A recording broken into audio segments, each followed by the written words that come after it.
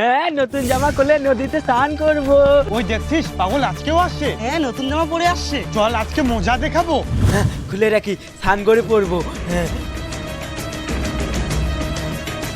হ্যাঁ, আমার জামা প্যান্ট কোথায় গেল? হ্যাঁ, আমার জামা প্যান্ট, বাবা, আমার জামা প্যান্ট, আমার জামা প্যান্ট। আরে আরে বাবু, কি হয়েছে তোর? আমার জামা প্যান্ট নদী থেকে চড়ে নিয়ে গেছে। আমাকে আজকে লাগবে নতুন জামা প্যান্ট। হ্যাঁ, আমাকে লাগবে। আরে আরে চল বাড়ি চল।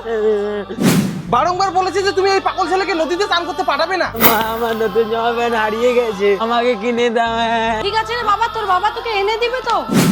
ভাই এগুলো প্যান্ট শার্ট আমাকে আর ভালো লাগছে না। দেখ নতুন কিনেছি, কেমন আছে বলতো? বাহ, তুই তো একদম ট্রেন্ডিং জামা কাপড় নিয়েছিস। ভাই এটা পরে কিন্তু আমাকে একদম হিরো হিরো লাগবে। এটা ঘাড়ি থাক, আর এগুলো প্যাকেটিং করে ফেলে দেই। হ্যাঁ, নতুন জামা প্যান্ট। ওই দেখ পাগল, এই দাঁড়া, নতুন জামা নিয়েছিস? ওই ওই দেখ, এটা তো আমার ফেলে দেওয়া জামাটা রে। আমার কাছে এই জামার নতুন প্যাকেট আছে, এটা আমার বাবা দিয়েছে। এই ভিখারি যা তুই এখান থেকে। লাগবে না এই জামা প্যান্ট।